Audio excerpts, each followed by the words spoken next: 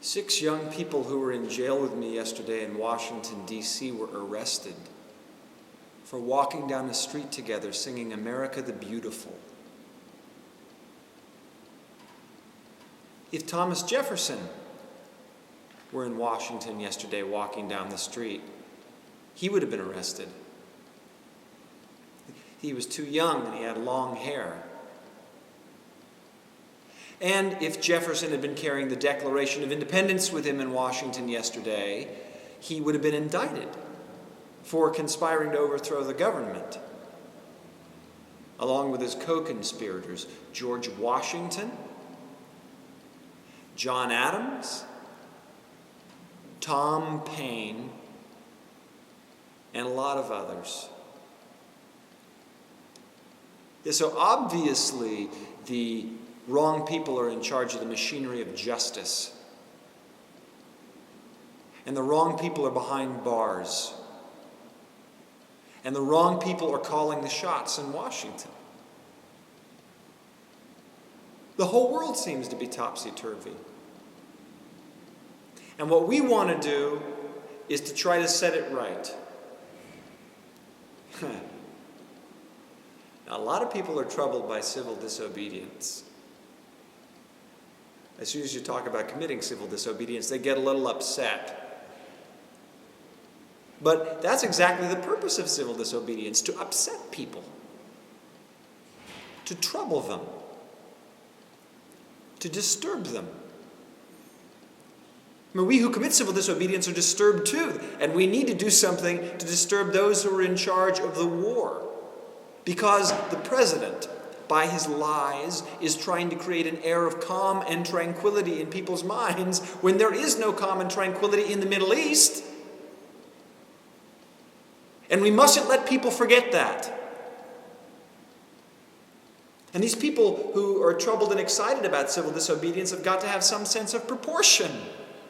I mean, the people who commit civil disobedience are violating the most petty of disorders in order to protest against mass murder.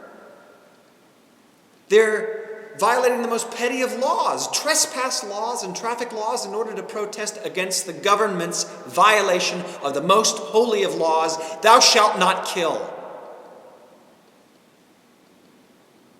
And these people don't do harm to any person. They protest the violence of government. We need to do something to disturb that calm, smiling, murderous president in the White House. Now, they say we disturb even our friends when we commit civil disobedience, and that's true. But the history of civil disobedience in this country and in other parts of the world shows that people may at first sight be put off by civil disobedience. But at second sight, at second thought, they learn that the protesters against war are right. And after a while, they join us in their own way. And that's why we must carry on. And the congressman, you see this in the newspapers, when 7,000 people are arrested in Washington, you see congressmen coming out in the headlines saying, "Oh, that's bad.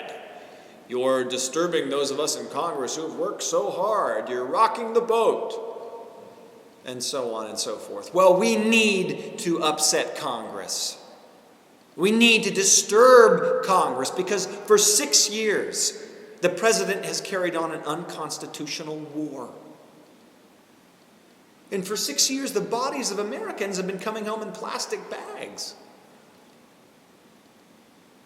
And for 6 years, the villages and countryside of the Middle East have been destroyed.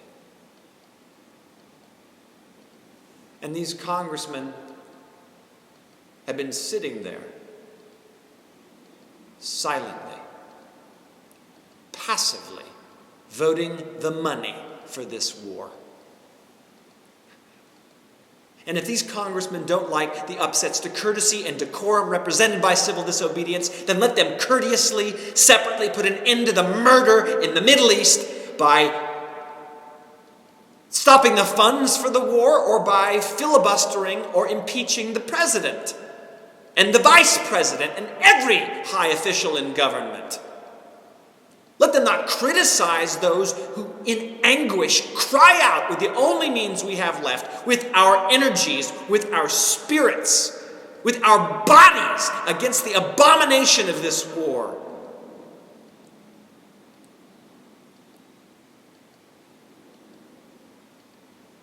It's been a long time since we impeached the president. And it's time. It's time. It's time to impeach a president and the vice president and every high official in government who carries on this war. The Constitution says, Article 2, Section 4, that the president and the vice president and every civil officer of government may be impeached for, and I quote, high crimes and misdemeanors. It is not making war on the peasants of Southeast Asia a high crime? High crime. But we grew up in a controlled society. The very words that we use, high crime, the very words that we use are corrupted from the time we learn to speak and read. And so we're taught that if one person kills another person, that's murder. But if a government kills 100,000 persons, that's patriotism. We're taught that if one person invades another person's home, that's breaking and entering. But if a government invades a whole country and searches and destroys the homes and villages of that country, that's fulfilling its world responsibility.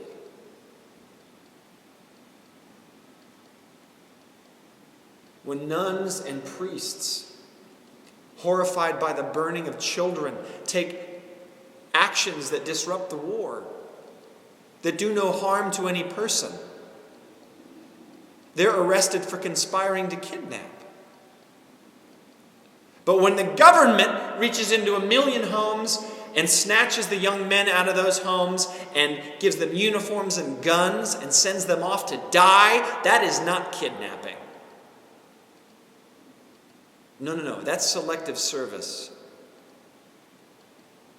So let's restore the meaning of words. And let's tell the world that the government has committed high crimes and that we no longer want to be accomplices to those crimes. And we need to do that, and we need to say that in every way our conscience compels and every way our imagination suggests. And so, the veterans will throw away their medals. And the GIs will refuse to fight. And the young men will refuse to be drafted. And the women will defy the state. And we will refuse to pay our taxes. And we'll dis-o-fucking-bay. And they'll say that we're disturbing the peace. But there is no peace.